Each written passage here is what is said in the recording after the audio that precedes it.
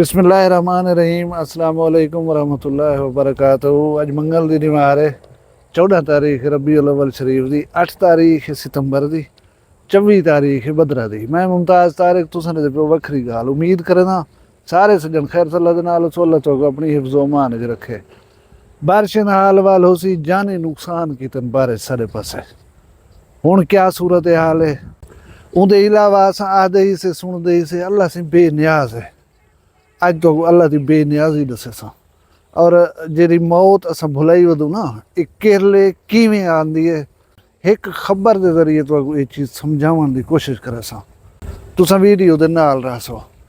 मौसम का हाल इवें है कि सवेरे 3 बजे को बारिश शुरू थी है, 1 बजे तक बसती रह गई है।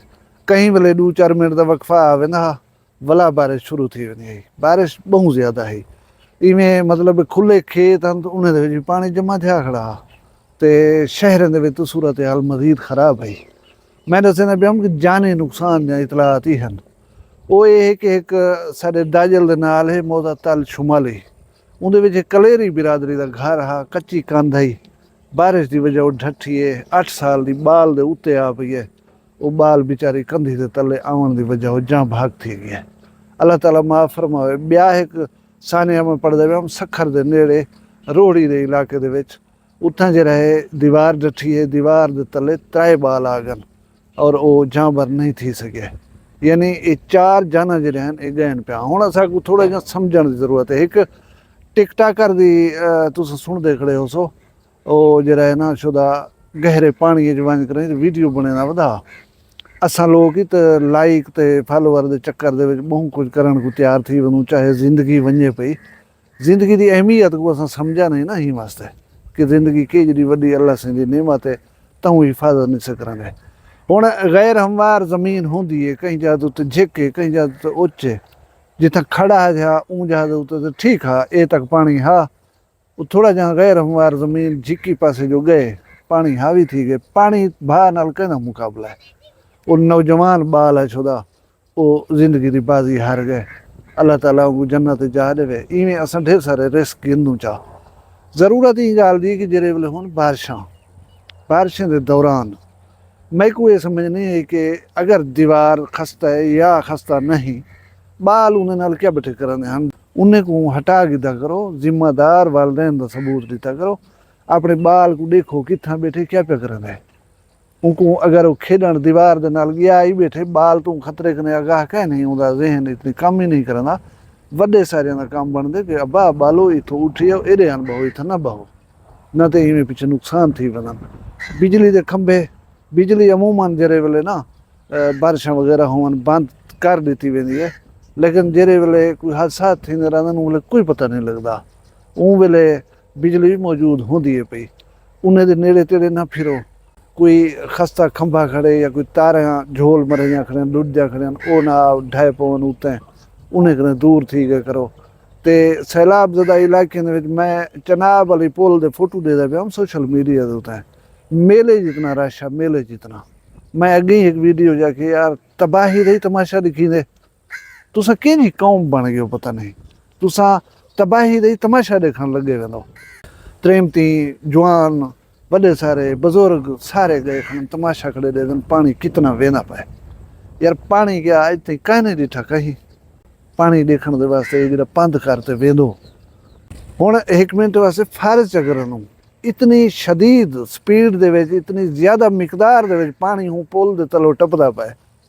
अल्लाह माफ़ करे अगर हूँ पुल को कोई वादा घाटा ये तुसां जेरे सारे खड़ो थे उन्होंने क्या बनसी। थोड़ा जहाँ दिमाग को हाजिर नज़र कर करें जो फैसले किते करो। अल्लाह ताला की ज़ात बेनियाज है। हुण बेनियाजी कनो मेरे को गाल याद आ गई तो कोई खबर सुनने ना बड़ी अफसोसनाक है। पहली गाल तो असां मौत को जरा है भूल चुकूँ। असां बहु अगू ते प्लान गई हुजन असां सोची वधे हुन कुछ कने कुछ। एक बंदा फौत थी ने कराची दे विच जेरे वेले वरसा को इतला मिलती है उन्हें दे खानदान दे बंदे वो रवाना थी बंदन कराची चो लाश वसूल करने वास्ते। कराची दे विच लाश वसूल करन एंबुलेंस दे उते फैमिली जरिए आप वो बैठे अपनी एक कार दे विच मोरो दे नज़दीक जेरे वेले अंदन तेज़ रफ्तारी आई, कंट्रोल नहीं थिया, ट्रालर वाले का कसूर आ, पता नहीं क्या हा। वो कार जरिए सीधी ट्रालर घुमन लगी है, ट्रालर उनके उत्ते चढ़ गया मुकम्मल तौर के उत्ते। जेरे 7 बंदे कार दे विच हन, उहदे विच 3 खवातीन हन, 2 मर्द हन, 2 छोटे बच्चे। 7 आदमी इक्के खानदान दे वो जेरे हन मौके दे उत्ते जां भाग थैगन। हुण एक लाश आंदी पई घर दे विच, उत्थां जेहड़ी उदासी हो सी, परेशानी हो सी, वो ते हो सी पई।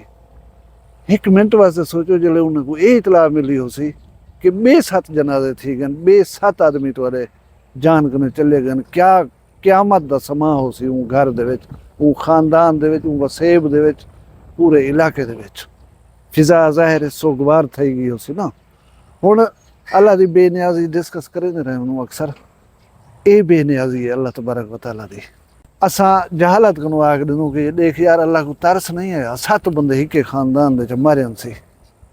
असाड़ी सोच फहमो फरासत वो तक पहुँच ही नहीं सकती जे तक अल्लाह ताला की हिकमत होंदी है। अल्लाह ताला क्या सोच के इस किस्म के काम करेंदे, असा को हैरत दिवाउण वास्ते, असा को इबरत दिवाउण वास्ते, असा को मौत याद कराउण वास्ते, पता नहीं क्या मकासद होंदन अल्लाह दे। असाड़ी तो थिंकिंग वो तक वेंदी नहीं पई होंदी ना। असा इहो कुछ पीछे आख दिनूं, ये मैं तो आदा कुफरिया कलमात हैं। अल्लाह ताला को हर शय दा पता है पिया, वो खबीर है, वो अलीम है, उनको सब शय दा पता है पिया। और वो कहीं तो जुल्म ही नहीं करदा, क्योंकि वो रहमान है, वो रहीम है। हुण तुसां देखो अल्लाह तबारक व तआला दी बेनियाजी कि अल्लाह तबारक व तआला जिन्हें जिन्हें बंजे दी मौत आई खड़ी, उन्हें 7 को कराची रवाना किते, कट्ठे थे सारे एक ही जहाज उत्ते कट्ठा कर करें उन्हें जान घिन के दी। उहदे विच खवातीन ही हन, उहदे विच मर्द ही हन, उहदे विच छोटे बाल ही हन, जिन्हें अजन ताईं जिंदगी गुजारनी आई। वो बेनियाज दी बेनियाजी को जहन च रखा करो, और ये भी जहन च रखा करो कि मौत कहीं वेले किथाई आ सकती है। लिहाजा मौत की तैयारी होनी चाहिए है। मौत जहन दे विच अगर याद होवे पई तो बंदा तिखे तिखे ज्यादती कहीं नाल नहीं कर सकता। जिमें साढ़े सिर दर्द होवे, जिस्म दे कहीं हिस्से दर्द होवे तो टुकर पानी रूह नहीं देना। हालांकि ये ज़रूरत है रोटी पानी इंसान दी। पीछे पुछदे जो हैं क्यों यार रोटी नहीं भी खादी, यार मेरी तबीयत सही कहने, मैं को हणू दर्द है या सिर दर्द है, मैं को रोटी रूह नहीं दे दी। इवें यकीनन अगर तुहाडे माइंड दे विच मरण दा ख्याल मौजूद हो सी, तुसां कहीं नाल ज्यादती ना कर सकसो, तुसां कहीं दे नाल गलत ना कर सकसो। मौत को याद रखा करो। ई वेले सैलाबी सूरत हाल ही बड़ी खतरनाक है। बहावलपुर साइड दे उत्ते नाल नाल मज़ाफ़ात है, बड़ी ख़राब सूरत हाल है। भला ये बारिशां थींदियां खड़ियां, मेरी अल्लाह पाक कने दुआ है कि अल्लाह सारे पाकिस्तान दी खैर करे। किते बारिशां नुकसान पिया करन, किते फ्लड नुकसान पिया करन, अल्लाह हर कहीं दे उत्ते अपना रहम करे।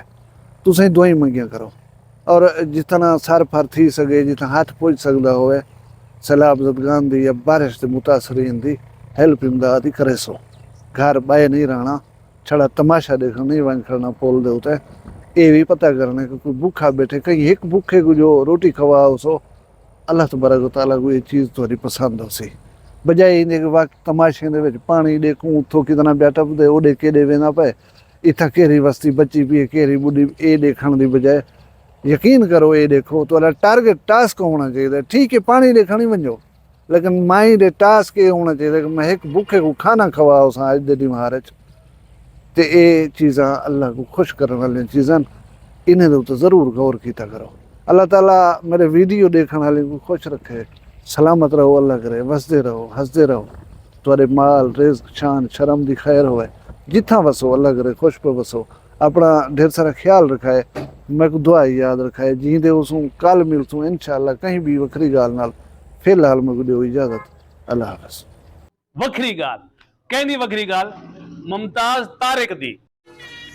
वखरिया गाली वखरा चैनल सराइकी वसीब दे सच्चे रंग तुहाडे अपने यूट्यूब चैनल वखरी गाल दे संग। वखरी गाल को यूट्यूब ते सब्सक्राइब करो ते नाल नोटिफिकेशन बिल ऑन करेंदे हुए आल करना ना भुलाए।